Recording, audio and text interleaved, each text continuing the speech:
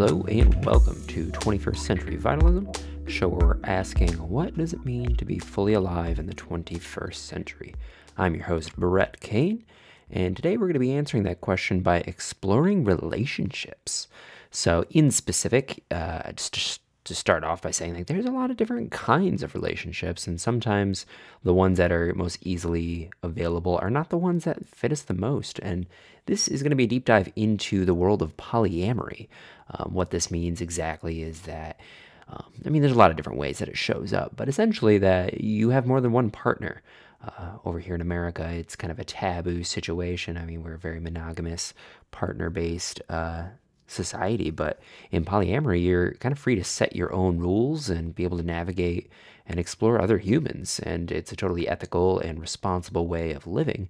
And in order to help me really elaborate on this, I'm inviting my friend Jellybean onto the show, who is a sex-positive creator of Plant Sluts, which is a social media group that specializes in, you can kind of guess, plants and, slutitude, which is not a negative connotation, and that's something that we actually even get into, and that's kind of like the aspect of, sex positivity that I think is worth talking about.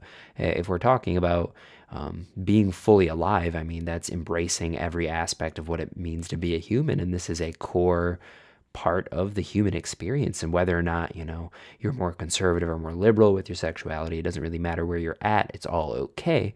But in demystifying, I think we can really see where our own boundaries are, and kind of empowers us to make the choice, like, where are we on this? Unless you really investigate it, it's really hard to say either which way. So in order to expand on that conversation, I just thought it would be cool to have somebody who is a part of the community that is really advocating for more open communication. And in this conversation, we talk a lot about just the different dynamics of polyamorous relationships, some of the myths, and just kind of how they show up and how you can cultivate a healthy relationship with this idea in mind. It's all about risk mitigation. And on top of polyamory, I think it just bears repeating, if we're getting into the realm of talking about sexuality, we do spend quite a bit of time on consent as well. Consent being the idea that, and it's beyond just sexuality, but whenever you're engaging with someone, make sure that they're about it in whatever shape or form that it's taking, whether it's sexual, whether it's just conversational. Something she points out in this is the idea of emotional consent. Before you require someone to do emotional labor, see if they're actually available to do that kind of work. So we really get into the nitty-gritty of what it means to live a consent-informed life, and we don't really cover it in this, but for me, as someone who's interested in trauma work, equipping ourselves with the tools of consent, and enthusiastic consent at that, is just such an important element of having healthy relationships. So we talk about sex positivity, polyamory, consent, and a few other things dipped in here and there. This is a fun conversation, and this is releasing a little bit before Valentine's, so I kind of thought, get a little spicy. Let's talk about some burning things that a lot of people we're all kind of navigating solo. So I just thought that this would be a really cool opportunity to open up this realm of relationships. And, it's an aspect of the show I'm going to be doubling back down on. And, in order to have a fully embodied life, we are interacting with people. So understanding all the nuanced ways that we can do that, it's only for the benefit. This isn't trying to convince you to become polyamorous or anything. I say it throughout this, I'm monogamous in my own relationships, but, it's a valid thing. And just shining some light, I think, is going to be good for everybody. So before we get to the episode, I just wanted to also point out that if you feel like supporting the show, if you're enjoying all the content that's coming out or excited about the future of what is being offered, head on over to Apple Podcasts, subscribe, give us a positive review. You can do the same with over at YouTube or pretty much any of the other streaming platforms that allow review and rating. They really, really, really, really helps. So I wouldn't be saying it every week if it wasn't an actual huge benefit to the show and helping me have a wider reach, helping me allocate more time to really, really pick up the quality. And literally every week I'm implementing new things as it currently is. So I'm doing my best to grow into the best possible show for these topics that I can possibly do.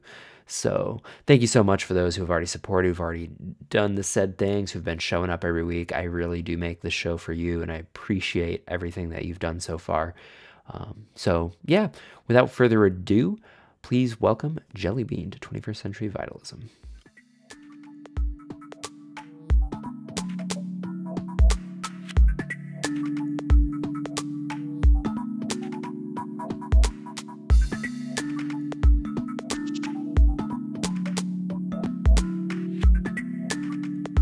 Jellybean, we are now live. Thank you so much for joining me on 21st Century Vitalism. How are you today? I'm pretty good, no complaints. How are you? I'm doing all right. I'm doing well. It's been a lovely day with the sun shining. I got to go to Rise and get a really interesting, it was a beet cardamom latte. I was like, okay, yeah, I'm here for that. Nice. Yeah, That's it was awesome. all right. Yeah. So I wanted to start this conversation off by in the intro, the listeners have kind of heard a little bit about your background, and I just wanted to kind of talk about your journey into the world of like sex positivity and kind of being an ambassador to help kind of empower people to really step into their sexuality in like a non-shameful way. Like, what did the evolution look like for you to go maybe before, and like the conditions that kind of allowed you to just open up and um, yeah, like what was your journey? So I mean, so part of it, like, so everything is Plant Slut, you know, like that's like what we call ourselves. But it started out with me in high school. I just like was a normal slut, I guess, you know, just but I really embraced it as I got older. I found like the Burning Man community, and there's a lot of like general sex positivity in that community. That's like where I first got that kind of experience from other people. When I was younger, it's just like, you know how society is, where every like a person, a female specifically, who wants like sexual contact is often considered a slut. And it's just like, I don't know, I kind of like that word now. I didn't at the time. And then one day I just was like, oh my God, plants and sex, those are my two favorite things. Holy shit. So.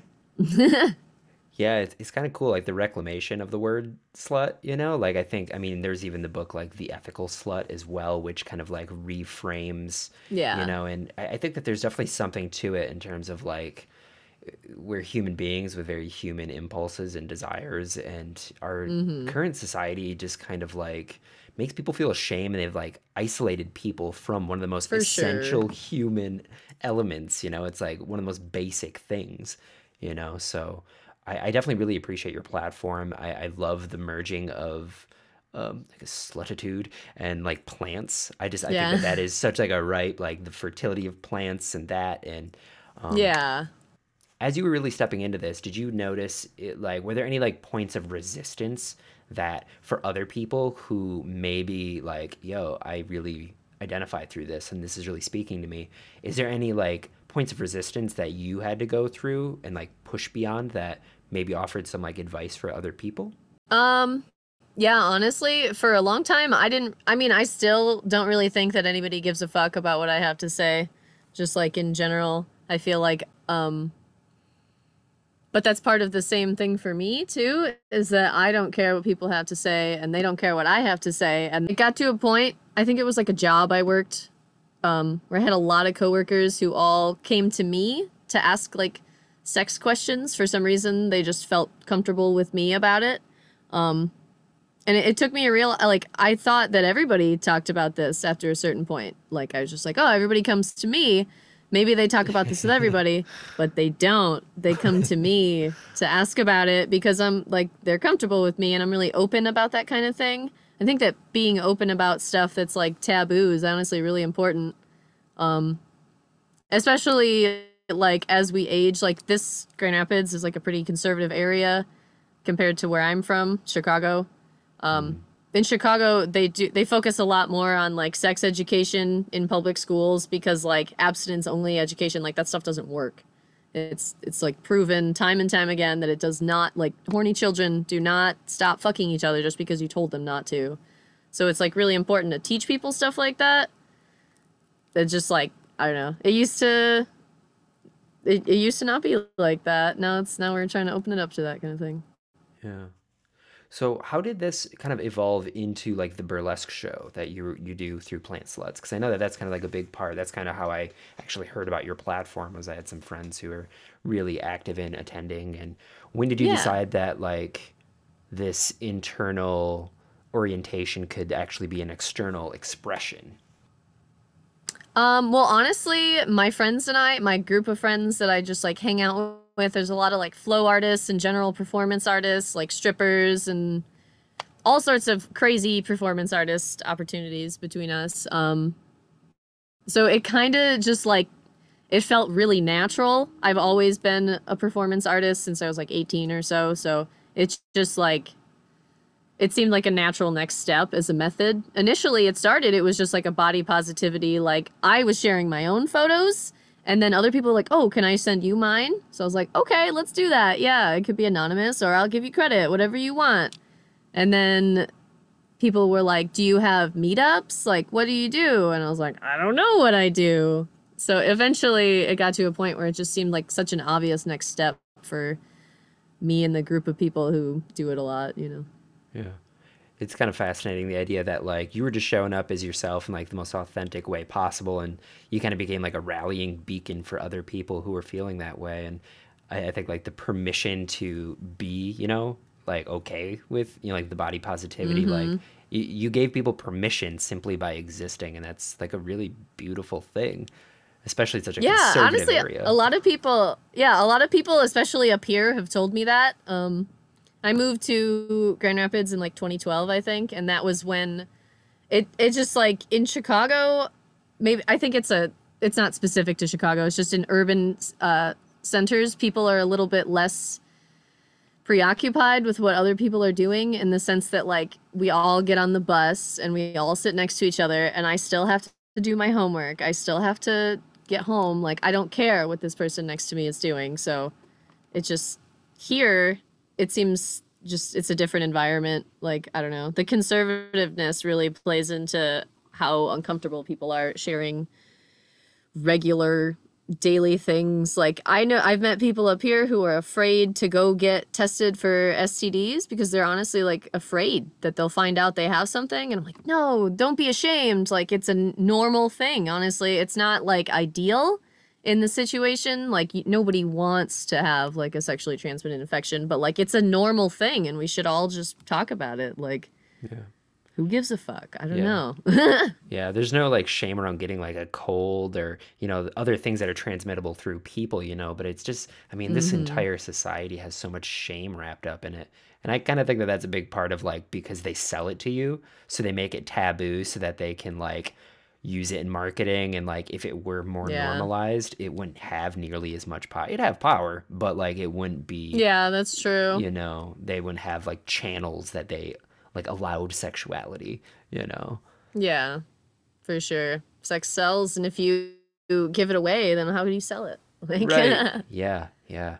Yeah, it's such a weird phenomena how alienated we are from one of the most like basic human urges. It just blows my mind.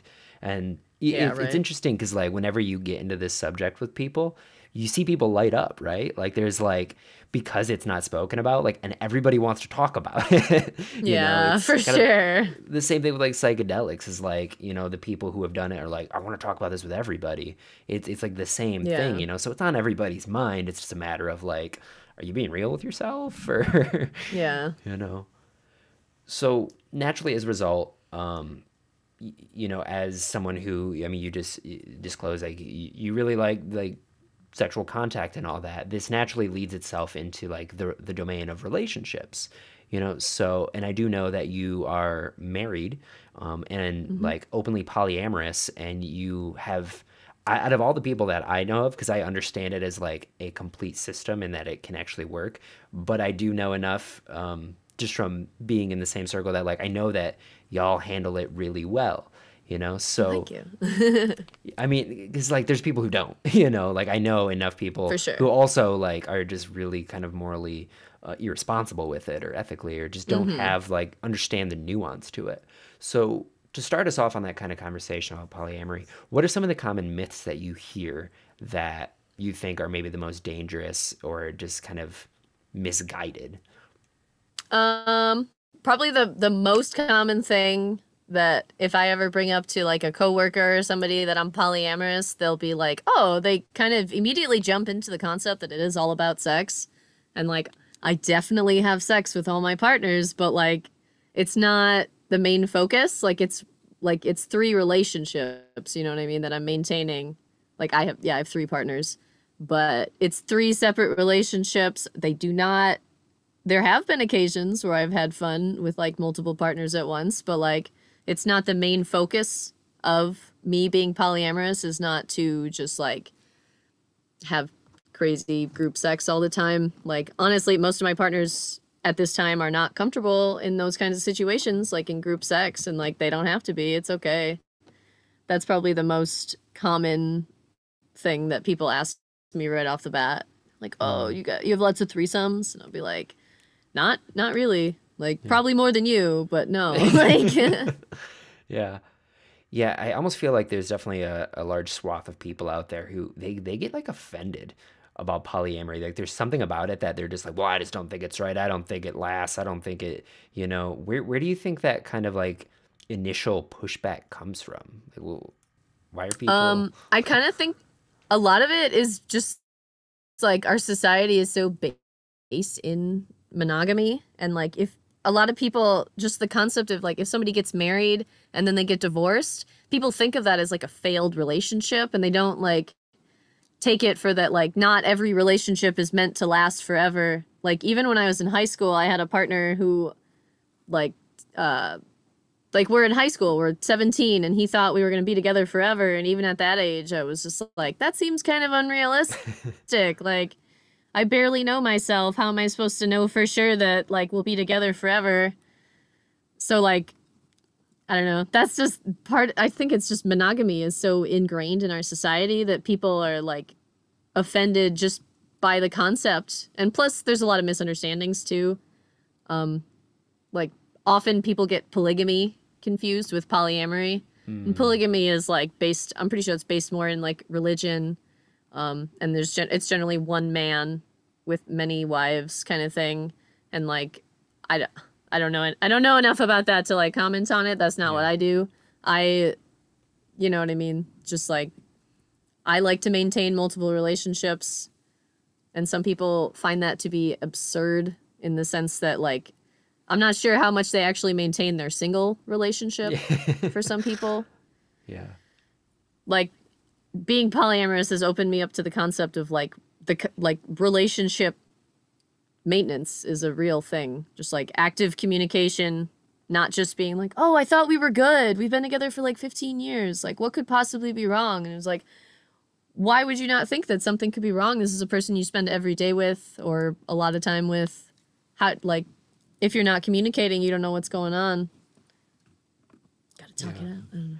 Yeah, that's something that I know that I mean some of my older relationships were played with is like we wouldn't talk about any of the issues because we would associate conflict with like a failed or failing relationship, but like understanding Mhm. that like every relationship has conflict, and if there isn't, then like y'all are lying to each other, you know. Yeah, right? I think it's actually like through that conflict too, and you can agree or disagree that like that's where you grow. That's how you're able to actually fall deeper and deeper into a state of trust with someone is like For sure. you hit boundary and then you reconcile, and then there's just so much more trust because it's like, okay, I see you, you want to maintain this. You're willing to set your ego aside and then meet me on the other side of that, you know. Yeah, that's actually a really good point. Just like the concept that people like as you have arguments and as you experience conflict, like you get to know people better and Right. you get to see like if you communicate to someone, "Oh, this upset me." And then you find out later that they continue to do that, then you can probably figure out that that person either they didn't understand what you were saying or they don't care as much as you thought they did. And then if you have a conflict and then the person does like attempt to make effort to fix the problem, then you're like, wow, this person really does care about me. Like Yeah. it kind of Yeah. like shows it's like a real time development of like building trust, kind of thing Yeah. like that. Yeah, I think a big part of it too is that like a lot of people just simply do not have the energy to like exert the emotional work that it takes to manage even one relationship. And it's primarily because they don't have the Yeah, emotional energy to like handle themselves. I feel like for sure. from someone who like I identify as I guess monogamous, but I see all of the merit and I can see that like what it really takes to do the poly thing right is like you have to know yourself really well. You have Yeah, to for that's very have true. done a lot of work. So yeah, like what are some like communication like tips that you've kind of learned maybe even through hardship or just things that you've kind of like what are some systems that you can keep in place to kind of help keep this copacetic and help navigate just some of the potential issues that come up? Probably the best communication like hint I could give is that this is actually from AA and NA is a hungry, angry, lonely, tired, halt, like HALT. If you Mm, are feeling any of those things, you probably shouldn't have any like major discussions or make any huge decisions that are going to change your life or relationships. That one is like, I think about that constantly. I'll be like, well, I'm really hangry like right now. So that's why I'm so upset, or I'm really tired. I'm pissed off about something. That's probably not the best time to discuss it. Or if I'm lonely, you know what I mean? So all those, it's just like, that's one of the ones that I personally have like ingrained in myself. And I think that can apply to like any, it's not just polyamory, of course. That's like in every fucking relationship in my yeah. entire life, I have to maintain making sure that I don't like lash out at people. But a really good, helpful thing for me over these years, my partner and I, we installed like you know how people have sexual safe words? Yeah, yeah. Could you explain it We for have, folks who don't know yeah, what a that safe is? word during sex is if you say the word, then they should stop. And if they Hmm. don't stop, they don't respect your boundaries, and you probably shouldn't have sex with them. That's my opinion. That's fair. Yeah. So that's just like a basic concept for a lot of BDSM related sex, but it could be used in any kind of sex. But we have an emotional safe word. So if we're in a conversation, and you know how sometimes conversations are no longer productive, like just being upset with each other, we will say the safe word. Like, for example, pineapples, which is not like a word that normally comes up in my conversations when I'm talking about my emotions. It's So I'll be so like, weird pineapples, I because can't I talk about this. I was straight thinking pineapple when you said safe word, so that's I'm sorry, I didn't mean to interrupt you, but like that was just super weird. I was No, like, that's good. whoa, whoa. Yeah. I mean, honestly, if you've been to my shows, I think I've used this example before, like pineapples. But um, it's just really helpful in the sense that like sometimes even if I'm like texting a partner or I'm on the phone or we're in person and then you just feel yourself like losing the ability to communicate efficiently and non-violently. But that's a huge thing too, is that when I feel myself getting angry and upset and I want to like be cruel to my partner, which isn't really something I actually want, but in Yeah. the moment, sometimes I'm like, oh, I'm so upset. Fuck you. Yeah. I'll Yeah. just like, I have to step back from the conversation and move away. And then you like calm down and then you get the bird's eye view. And then you're like, oh, I was kind of just being a bitch. Like, or they were being this way. You know, it doesn't have to be about me being wrong. It was just Right. the reason I was feeling this way is maybe not as severe as I thought in the moment. So Mhm. that's what There's it's really helpful. there's definitely like would you say that there's a prerequisite of having like a high degree of self-awareness to kind of engage in relationship dynamics like this? Because I don't think a lot of people would even be able to recognize like the moment like, oh, this isn't productive. It kind of takes some work to even get to that space, right? For sure. I definitely agree with that. And I mean, for myself, I don't think that when I initially started being polyamorous at the age of like 19 or so, I don't think that I had that self-awareness. And I like probably fucked up some relationships as a result of lacking it, but I've gained it over time, which I think that comes for everybody in any monogamous relationship too. You start to like recognize your patterns. Maybe you go to counseling and your counselor's like, well, calm down. Like, why do you feel that way? Let's talk it out. And then you realize that it's like you're triggered by something else and it's making you freak out in this situation. Like, yeah. Yeah. So, you just mentioned like your 19-year-old self getting into polyamory. For the other 19-year-olds out there, whoever, whatever age, when someone like begins this journey, what are some like heads ups that, you think would have benefited you knowing like, what do you know now that would have helped you then? I will say one thing. The really common polyamory model that a lot of people, when they're first introduced to it, they're introduced to the concept of like, usually it's like a couple who's like interested in opening up their relationship. So they're like looking for like a person that they're both attracted to. And like, that is such a small niche of reality to find. Like, I have XYZ, all these things that I'm potentially looking for in a partner. And then my other partner is looking for all his own ABC. Maybe he also is looking for X and Y, but not Z. It's just like a really small niche to try to spoon a single person into. So just like dating individually, I think is really important. Not to say that like group dating situations aren't valid, but I think it's easier to start individually dating and then maybe work your way up to that, because like being able to communicate with multiple people, even just communicate with one person, it's so hard, but communicating with multiple people, it takes even more work just like to. And then if everyone lacks that self-awareness too, of like, oh, I'm upset right now, I shouldn't yell at you, kind of thing. Yeah, it almost requires the same level of like that sigh. I could like, was that like from experience? Like, Yeah. yeah, that was a tell. Yeah, definitely. Yeah, I feel like in something like that, not only do you need your own level of self-awareness, but like the other people that you're interacting with should probably also be doing some work in order to make that a copacetic thing. So how do you manage time? Like for me, whenever I'm in a relationship, it already takes so much of my time and is so I think that's why I consider myself monogamous, is like I don't have the emotional bandwidth to like, it Mm-hmm. already is so much work. Like how do you, are there any systems in place like schedules, or do you like have a main partner Yeah. and then auxiliary partners, or how do you handle the energetic boundaries and keep everybody happy? So definitely scheduling is really important. And I mean, that's always a struggle, just to like actively communicate, hey, I'm planning to do this day, so I won't be free. And you got multiple partners, so you got to check in with multiple people. There's a lot of apps, like, I mean, Google Calendar is really valuable for that because everyone can get added onto it and then everyone's aware of each other's schedule. Not everyone's into that, and that's okay. Let's see, what else?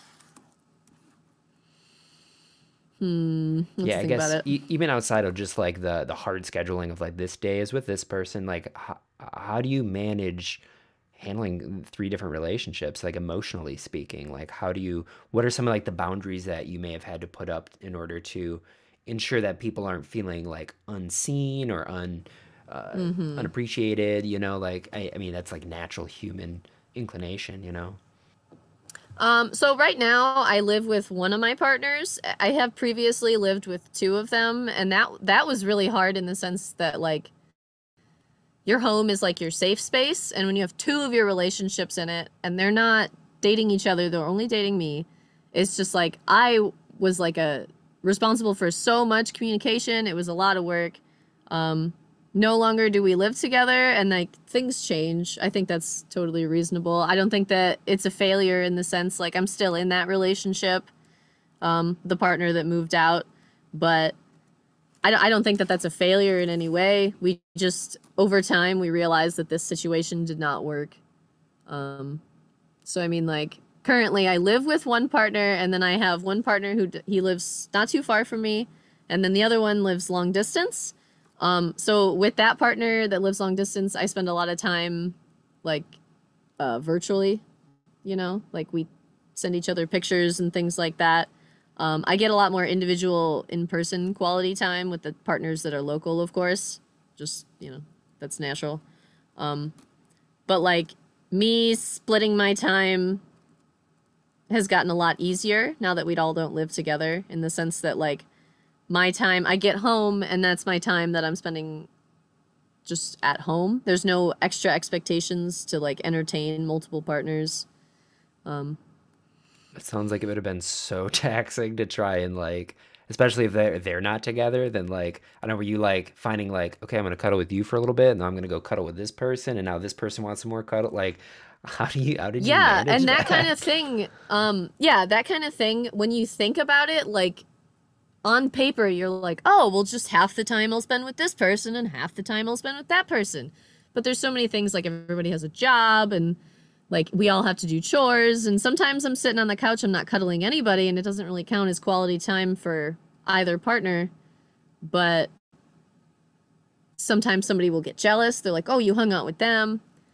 And I mean, like, I don't think there's anything wrong with being jealous and wanting your partner to spend more time with you and stuff. It's just like when you all live together, it's like it's a lot of work. I don't think I even realized how stressful it was until like the one partner moved out, and I was like, oh my God, like me having this space. And even if I do need space from like my partner I live with, like we have separate bedrooms too.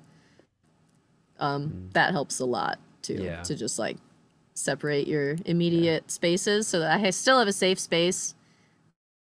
And I mean, I did then too. Just like it gets so crowded, like in my head, more yeah, so than anything else. Even like in the house, it was a reasonable amount of people, but it's just like I would go upstairs, and then maybe for an hour I was like hanging out with one partner, and then the other partner's like, "Well, I thought we were gonna hang out today," and I was like, "Well, there's still the rest of the day," and then there's like people are upset thinking that they're not getting fulfilled and someone else is.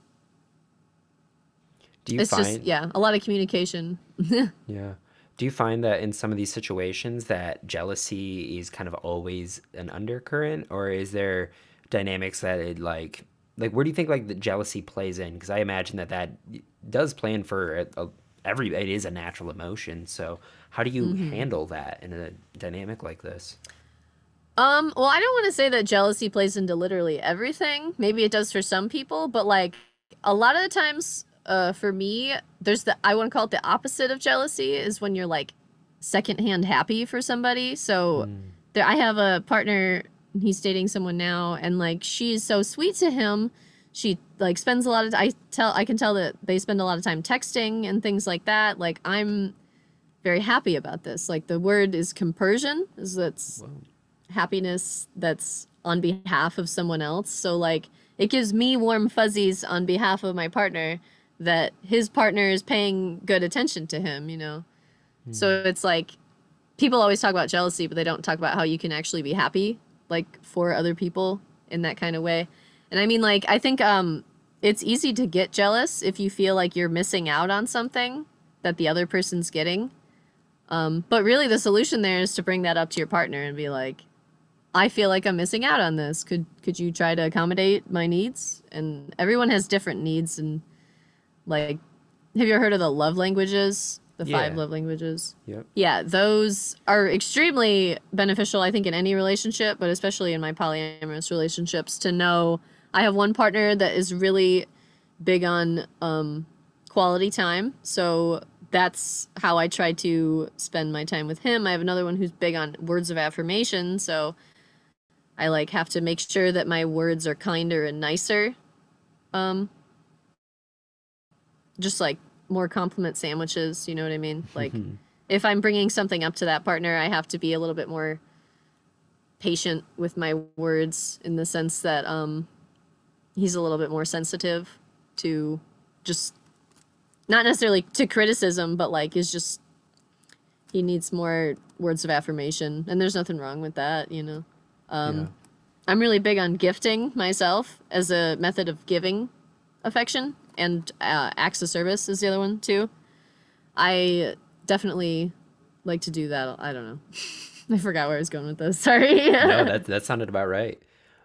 Yeah, and I almost feel like the idea that a lot of people, I think jealousy kind of comes from a sense of like insecurity about the self and not understanding that like everybody has Yes. different gifts and like the different chemistries between different people. It like isn't taking Everyone's different, yeah. away from your dynamic. It's just a different dynamic, which Mm-hmm. feeds different For parts sure. of the being, you know? And I mean, that's why like where I come from, it's like I want to keep fostering a lot of different friendships, you know? I Yeah. hate in a lot of modern dating things. It's like, oh, like you're with me, but you just went and hung out with her. It's just like, yeah, I'm gonna hang out with as many different people from as many different backgrounds because like they provide something that you don't, you know, and it's Yeah, for sure. I think that's a thing too, is that some people, especially monogamous people, but it's like there's still like leftover monogamy for a lot of polyamorous people, like concepts. And that's one is that like people may get jealous if they see someone receiving something that they can't give. So like, I mean, a really good example, I guess, would be like if I didn't want to do, I don't know, if I don't want to spend a certain kind of time, like I don't like to go on walks, so my partner goes on walks with his other partner. Like, honestly, I think that's better. But like when I was younger, I would kind of react with jealousy. I'm like, well, I want to go on walks too. And like, well, no, I actually don't. Like, I already know that about myself, is that I don't particularly enjoy walking around like the neighborhood at night just because of who I am. And if my partner does enjoy that and his other partner likes it, they should go on walks like that. That's honestly like efficient at that point, right, you know? yeah, it's Instead kinda of helping you like out. getting hurt about it, I should be like, I'm so glad that you can get fulfilled this way that I can't do. Yeah. Yeah, I mean, it definitely, yeah, it all comes with that self-awareness, huh? Just kind of being able to acknowledge like the things that you can't give. And it's like just trusting like Yeah. that's okay. It doesn't mean you're any less of a person, you know?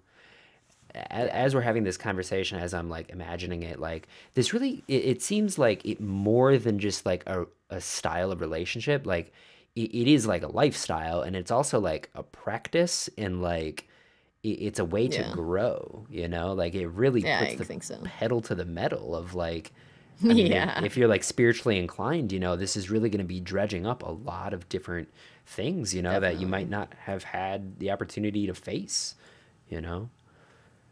That So, is very true in the sense that, like, I don't know, there's stuff you don't even realize how it affects you. Like, I I personally have the problem sometimes where I'm like hyper independent just because of like my childhood and like how I was raised and things. And part of like that was part of the reason I like polyamory is that I didn't feel like a lot of relationships, monogamous relationships, people like they rely extremely heavily on each other. And for the first many years of me being polyamorous, like it was, I was like, no, I don't rely on any of these people. Like we just are in relationships. And I'm like, now I realize that I was still relying on those people, even if it wasn't like for like rides or whatever physical thing. Like they were doing a lot of emotional support for me, yeah, and I was doing it for them too. It's just, you don't like think of it like that. yeah. I like that idea a lot. I mean, because that is something you see often is like codependency is a big thing.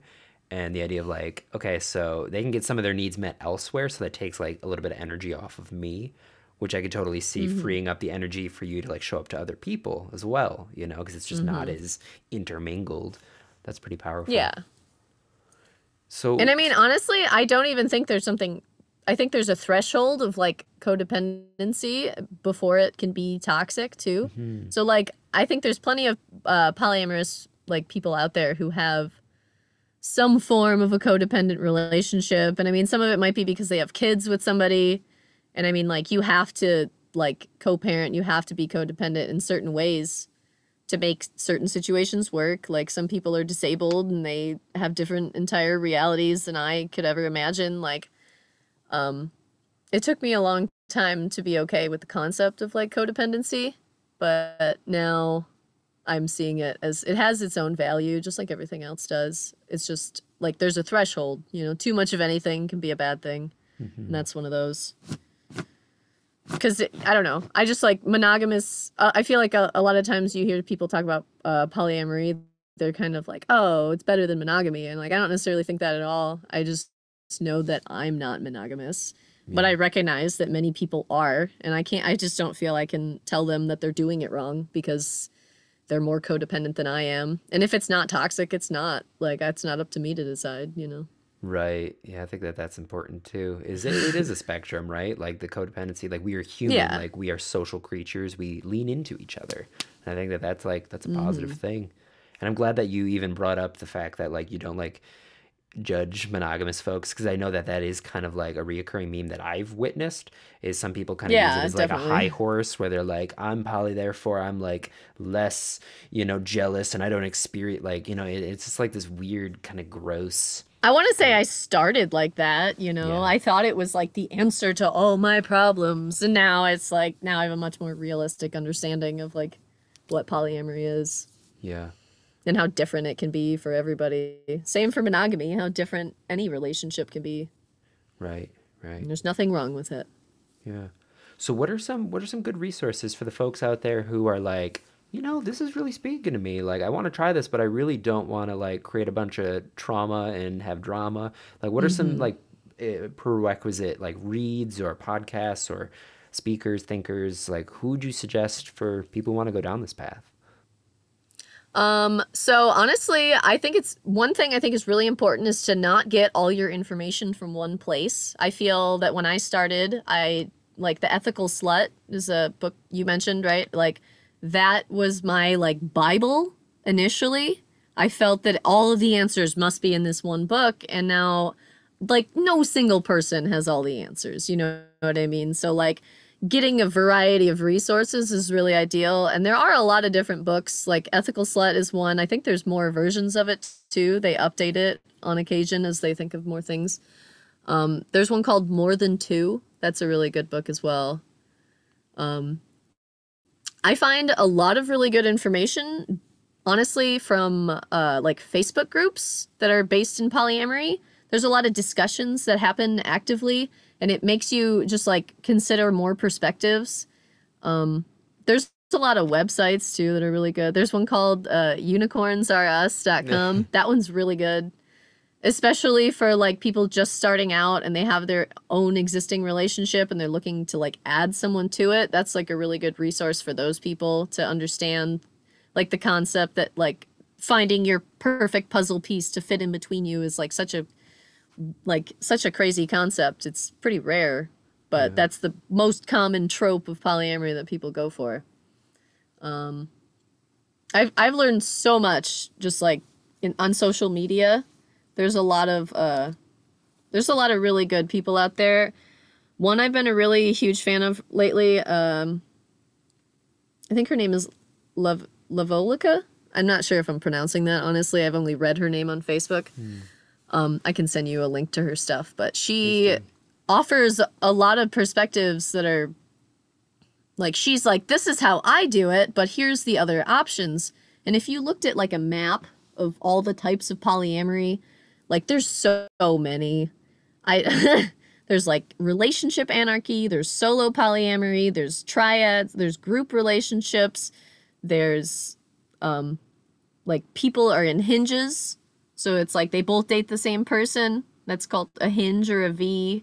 You know, there's like 1,000 valid ways to do the thing. And I think it's really important to like to find out which specific thing fits you, and not like to label yourself. It's just like really useful and beneficial. Once you figure out what you're actually looking for in polyamory, you can research that specific term. So like maybe somebody wants to be solo poly, which means that they're poly, but maybe they're more independent on their like they live their lives like maybe they live by themselves, but they have multiple partners like around. Whereas some people, like I live with one of my partners, that wouldn't necessarily be solo polyamory. That would be there's also non-hierarchical polyamory and hierarchical polyamory, and I don't think that either one is inherently lacking in ethics. Is that kind of a matter of like you have a main partner and then like secondary partners, or? Yeah, that would be hierarchical polyamory. Okay. And honestly, I find that is what works best for me, just because I try not to like abuse the hierarchy, but my long-term partner is the one that I have most of my eggs in the basket with. You know, like we're married at this point. Like I give him my insurance and other benefits of marriage, you know, like we do our taxes together kind of shit. So not even that he as an individual is like up on a pedestal. It's more so that our relationship, I have invested a lot more time into it than I have my other ones. Like one of them I've only been dating for like 6 or 7 months. Like my partners are also really understanding if I'm like, oh, this person really needs me right now. Like, generally speaking, they're not selfish enough to be like, no, fuck them. Yeah. Like, no, you should go to them. Like, there's a lot of empathy that I think comes with it too. Even if you don't like the other person's partner, you can be like, well, I understand. Yeah. Yeah. And I'm sure that just kind of comes down to probably your taste in humans, and that, you probably Yeah. are seeking, I mean, if your level of communication and empathy is up there, then naturally you're going to attract those folks as well. What was the one that you said about, I forgot the first part, but like anarchy? Romantic anarchy? Relationship anarchy. It's a great term. That oh my one. God. Yeah, right. That one, a lot of people do that, and it's like in the sense that sometimes people don't even form full-on relationships with individuals. Sometimes they do, but they just like only maintain relationships in a passing. So like when they see each other kind of thing, instead of like my relationships, we schedule things. So like every Tuesday is date day with my my nesting partner. And every Wednesday I spend with a different partner, and then, you know what I mean? Like, that kind of stuff is just... So that's kind of like a matter of like, okay, I got partners all across the United States. When I'm in this state, I'm with them, or like I'm at this party and that partner happens to be here. So now I'm tending to just essentially whatever's in front of you. Mm-hmm. That's the vibe I get. But I do know that everyone conducts everything the way they individually want. So there's no like preset rules, I don't think, for any type of polyamory. It's just a general concept that's different for everybody. Yeah, like the systems level thinking that I always have is like trying to like categorize and box things. But what I actually really like about this conversation is it's highlighting the amorphous nature of it, because like we keep saying polyamory, but we're just talking about human relationships, and it's like a lot of these principles it's universal, and it's like it's a choose your own adventure, and from where I've been at and the studies I've seen and stuff is like you really get the opportunity to make the boundaries that are comfortable to you. It's like whether or not it has a phrase or a term, like first figure out what you want to do, what do you need from your relationships, and then stand strong in your boundaries, and the right people will respect that and then build with you. Yeah, right? I agree. Yeah, and the one other reference that I had was Christopher Ryan's Sex at Dawn. That was the only book I read on it, but have you read that? I haven't read it, but I have read like excerpts and stuff as they've been relevant. Yeah. I mean, his approach is definitely like evolutionary biology, and his whole like thesis is essentially that like we've evolved to be polyamorous creatures. We get a lot of our information on like mating habits from I think it's like chimpanzees. They're like our closest in DNA, but we're also really close to bonobos, which I mean they're all just having sex with like they're very, very open, and we share as much of a genetic. So it's really interesting in terms of like he maps it out and like when the schism happened for us to go down the monogamous path, and that definitely satiates my scientific like I want to understand it. So for folks out there, that's a really great book. So what this all requires, and what I think is something that this was kind of the biggest topic that I really wanted to cover, the most important at least, is consent. It's like the agreement of like you have to agree to it. So what exactly is consent? What is it? That's a really interesting question. I would say consent is, well, I guess consent is just making sure that everyone's okay, that like checking in about all sorts of individual things. And a lot of times people relate consent specifically to sex. And I think it's very important for sex, but like consent applies to so much more. Like, do you consent to even just being touched, like a coworker giving you a hug, your boss, like commenting on anything, you know what I mean? That kind of thing. Consent is really important on so many levels. I have a friend from Grand Rapids, Mike Hayataka, who often talks about how consent is really important for conversations too. So like right now we consented to have this conversation. This is kind of like a more intense conversation than just like I probably wouldn't have this conversation without having discussed it before with like a person on the bus, just like a stranger. I'd be like, no, that's none of your business. Like, get out of my face.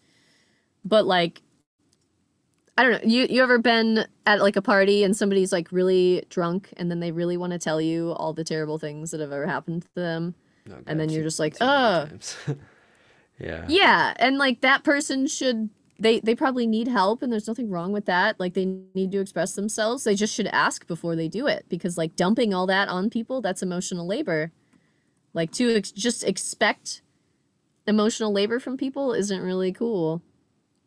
Consent, we often in our shows we do a little skit, which I haven't done any shows in like a year, obviously because of coronavirus, but we do a little skit where somebody is offering someone like we did the hot chocolate one time or a cup of tea or whatever, and you're like, do you want to drink it? And you're like, you don't like force someone to drink that if they're not interested. You understand, and it's just such an easy concept, but for some reason it doesn't apply to so much other stuff. I've been to so many shows where like a random dude brushed past me and like took a huge fistful of my butt, you know, and I'm like, what? That's not cool. Yeah. And that dude knows that's not cool too. He just thinks that, oh, this is the way I can get away with it. I'm like, honestly, if he asked, I probably would have been like, yeah, grab that. My butt's great, you know, like. Yeah. But it's like the moment you don't ask, then it's like, yo. Yeah, you just removed that like that concept from me. How am I supposed to tell you if it's okay or not? Right. Even just like borrowing my stuff. I've had so many roommates who like, oh, they borrowed my shoes and now I'm looking for my shoes. Like, where are they? Oh, they're on your feet. I wish I had known. I wouldn't have spent this time looking. I probably would have said, yes, you can borrow that if you just asked first. Yeah. I think it's super important in this day and age more. I mean, it's always been important, but like right now, you know, where there's a lot of studies coming out around like trauma and like understanding how deeply traumatized our society is. So like even out of Yeah. respect for like everybody's sensitivity bar is going to be different, you know, and Yep. in just I honestly like in some of the dynamics I've been in, like I think it's kind of sexy. Like consent is honestly, it's like an empowerment. It like shows respect, and Yeah, it it for me does. is it's kind of like an essential thing now. So like, what are some Yeah. situations? Honestly, Yeah. sorry, it's a huge thing too. I've had so many dudes like we were raised in a society where they think that they're supposed to just like grab a woman, you know, they think they're just supposed to go for it and be aggressive, like, oh, she's not interested, just keep trying, man. You know, there's so much like media like that that shows that that's like the golden ideal, like if you just keep trying she'll eventually give in. Like what a fucked up concept, you know. Yeah. Like We've been if somebody enculturated. Yeah. yeah, and it's like a huge part of our society where people just think that you just keep trying. I don't know. If somebody would ask me, I feel personally, I know my feelings. I'm probably the biggest expert on my feelings of anyone. Yeah. So like, I don't understand if a dude comes to me and he's like, "Oh, do you want to go on a date?" And I'm like, "Nah." Like, I'm pretty sure of what I feel. So like, if I change my mind, I'll tell you. But you don't have to keep asking. You don't have to keep bothering me. Like, don't touch me without asking. It's just so easy of a concept that like just goes right through people's brains for some reason. I don't know Yeah. why they never. So, what are some like common experiences that you note within our culture that consent needs to be introduced? Like the one that I was thinking was like the end of the date. Like even if it was going well, like you walk her up to the door and then you just go in for a smooch without. Is that something that consent? Is there any gray area to where it's like okay, you can kind of tell, or is it like always ask? I do think like with my partners after well with if you have a relationship with somebody Mm-hmm. and that could be like a friendship or whatever, like I have some friends, they know for sure it is acceptable for them to grab my ass. Like they know because I was like, it's cool, I feel that. And then even those people, I have a friend Liz, she's like our head art hoe for Plant Sluts stuff. She knows that she's allowed to touch my butt if she feels like it, if I'm like bending over, you know, the like friendly like booty slap. Like she knows that that's okay.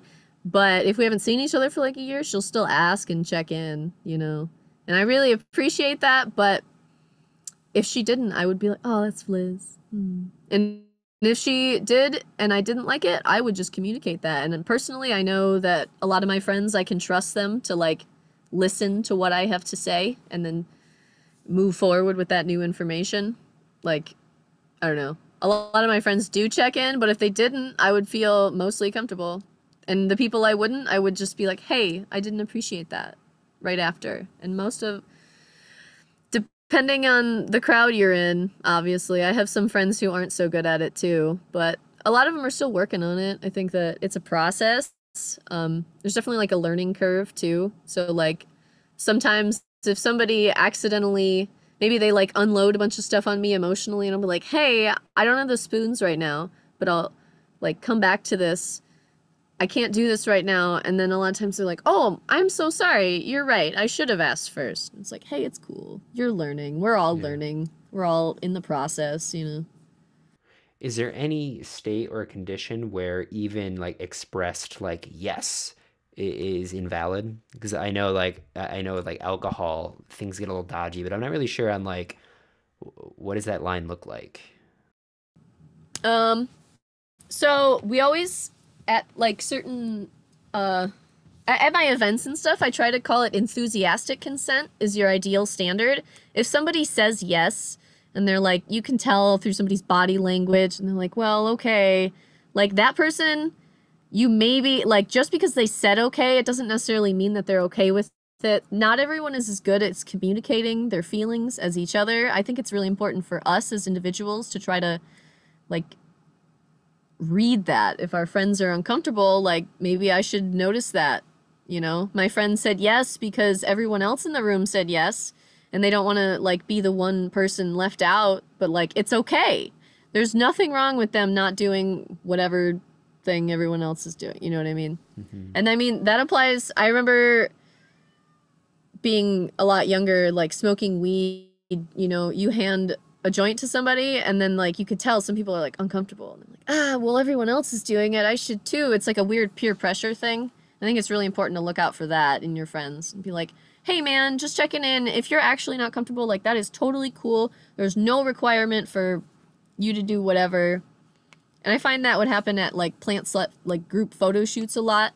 Is that like a lot of us that in the group are like really comfortable with our bodies. So like sometimes we'll just be like, oh, we're all naked. It's cool. And then there's like the few people who aren't and they feel awkward because they're not participating. It's like, honestly, participation is a spectrum just like everything else. So like you're here, you're now with me. That's great. You don't have to be naked if you're not comfortable with it, or you don't have to smoke this weed if you're not comfortable with it. You don't have to share that information with me if you're not comfortable with it, like all that. Well, so are there other like bars of measurement, I guess? Like there's like the enthusiastic yes, but is there like what are the degrees all the way to hard no? Are there other ones or? Mostly that's where I stick is like enthusiastic consent. Like if it's not fuck yes, then Then it's it's a no. probably not for me. Yeah. Yeah, That's for nice. me personally, just because some people like they really do. They'll be like, I guess. And I was like, hey man, it's okay. You don't have to do that. Like we'll do it when you're ready, and if you're never ready, like I'll do it with someone who is, you know, whatever. Yeah. But I would say that's some of the levels though. Um I guess just I for need to like think people about to that look more. out for so they can like maybe like navigate it to where it's like, okay, this actually isn't a fuck yes, but like they're saying yes, and like how do you respond? You know? I guess you just I kind of feel like there's soft yeses too and stuff like that. So someone will be like, "This is okay today because of the situation, but I would not necessarily be okay with this on another day." Or I'm okay with this person, but not okay with with this other person here as well. yeah. Yeah. And that's like another thing that I've heard about it too is that like just because you do have consent one day doesn't mean that it's implied that it's always open, you know? And that's something I Yeah. think you catch a lot in like relationships. You know, like that's kind of like the meme that like dudes are always like, "Come on, let's just have sex. Come on." Like nine no's and one yes is probably should be taken as a no, right? Yeah, that's definitely to me that's a no. That's like essentially that's coercion after Yeah. a certain point, where you just like bother someone until they give up. And that Yeah. could be about a lot of things. Like it doesn't that's not specific to sex. Right. Like you could just be like, "Fine, I'll go on this walk with you." You know? Yeah. Yeah. I also think it's like the person who like wants whatever the energetic exchange is. Like, I don't know, like it's not even like fun. There's nothing about that that like makes me want to do it if it's not like energized and yes, you know. And I mean, I guess I can't expect other people to have that same degree of standard, but you know, it's just Well, kind of yeah, like, that's how I feel though too. If someone's not excited to do something with me, then I'm like, It's okay. I'll wait till you're excited." Or if you're like comfortable with it, I'll, help you get excited about it now. Like what. yeah, Sometimes a lot of it is just like the nuances and consent. There's so much to talk about. So like maybe somebody said they'd have sex with you, but they did not consent to do certain other sexual acts, and like there's so many tiers to that. Just because somebody said yes to the first part doesn't mean they're also down for everything else. hmm, And that it's like hard to give blanket consent in that kind of manner, just because there's so many different, like there's so much nuance to all of these situations, especially if you're like involving multiple people, or multiple relationships. It's just like you got to talk so much more. And yeah, like in our society, the standard is like not to talk about it. yeah, They're like, "Oh, I just want it to like happen and like the puzzle pieces to fit." And like, how do you know if the puzzle pieces fit until you talk about it? Like, yeah. You can't force the puzzle piece. That's not okay. You gotta break the yeah. puzzle and try to Yeah. get your money back on that. So Yeah. one of the other important things, because our society is so intoxicated. What are there some rules about intoxication and like mutual agreement? Because my understanding is that it does get really gray. Um, well, I would say that like I have definitely some partners that like we will get intoxicated together, and then like we have already discussed that it's like that was like the goal maybe of us getting fucked up together was to like have some sort of like enthusiastic sexual exchange. And like a lot of times people are like, "Well, if they're drunk, the answer's always no." And it's like, well, honestly, if I want something, I know what I want well enough myself. Not everyone is the same, but I just feel like it's important to, if you know a person and they wouldn't have been comfortable with something until they got intoxicated and now they're intoxicated and they're down, like maybe you should check in. Like Yeah. that's a thing for sure. I've had friends and they were like, told me that they were kind of conservative sexually, and then they got drunk, and then they were like trying to jump into all sorts of sexual experiences. So I was like, "Hey, like I know you're saying yes, but like you did just vomit. So like maybe let's do this tomorrow when you're sober, kind of Yeah. thing." Like Slow not down, taking cowboy. advantage of somebody. Yeah. And I mean, it's like sometimes people don't even think of it. Like they're like, "Oh, I had a great time." It's like not everyone wakes up feeling that way though. So Hmm. you got to make sure, got to check in. Yeah. Cool. Cool. Well, yeah, I think that kind of covers it. I just thought that, like consent is such an under talked about thing these days, which is mind blowing. Mm-hmm. There's definitely like a Yeah. movement and it's starting to surge a little bit, especially post like Me Too movement. I know a lot of people are really checking their P's and Mm-hmm. Q's. Is there anything else on that that you think is maybe important for folks who, I mean, other resources even that, because it is so nuanced. We could probably spend 2 hours talking about it and all the different Yeah. situations. Like, what would you suggest for folks who don't want to cause Actually, harm? one of my favorite resources for consent like related information, there's a website called 11th Principle Consent. Mm, .org, which is actually like a reference to the 10 principles of Burning Man, mm, which those are all different aspects of society, but the 11th principle, it's not technically like an official principle of Burning Man, but like consent is really huge and ingrained in that society, and that website has a lot of really good information just about how to navigate it as an individual. They also have little pins, or not pins, like cards that you can print out that say um like positive consent reactions. Like it says fuck yes, like the way you communicated or asked me that question, I was impressed with. It's just like a little business oh, card you can hand to somebody. oh, that's cool. But alternatively, there's the business cards that say, "You creep me out. Maybe you should go to this website and see like what of your behavior was uncomfortable." And that kind of, it's nice because it kind of like relieves you of the emotional labor, like me, if I hand that card to somebody, then at least they have like information where they can go on this website and be like, oh yeah, it was probably really creepy of me to ask this girl these personal questions when I just met her on the bus, you know, like that website is really great. Nice, cool. 11thprinciple.com? Yeah. Cool. Yeah. Wonderful. Awesome. Well, thank you so much, Jellybean, for coming on and being so candid about just, I mean, it is kind of an intimate thing. This is honestly the first time we've really like made contact. So, yeah, thank you so much. I think a lot of people are going to be able to, you know, kind of have a different like framework or perspective on this.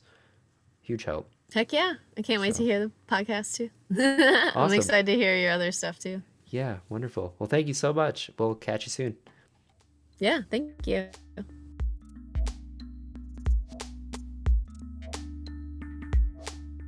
All right, friends, that was the episode. Thank you so much for listening and sharing this time with me and Jellybean. It really means a lot to me that you made it all the way till the end. Just as a quick recap, we were talking a lot about the different forms of polyamory. We covered what it means to be sex positive and consent. Consent being the one that I really wanted to drive home as much as I could. So this is going to be an ongoing conversation because, like I said, it's a very large one. And, you know, I think chunking it out, you know, consider this like an introduction, and then the next time we cover it, we're going to get even deeper. So yeah, if you feel like supporting the show, remember, head on over to Apple Podcasts, subscribe, give us the 5-star rating. It helps me get higher tier guest, if you will. It helps me have a wider reach. Just helps me commit more time to the show and actually have it justified and, you know, reciprocated energy. So yeah, thank you so much. We have another episode coming up Wednesday at 11 a.m. Eastern Standard Time, as always. And yeah, these next 10 episodes are gonna blow your socks off. So keep in touch. All right, bye.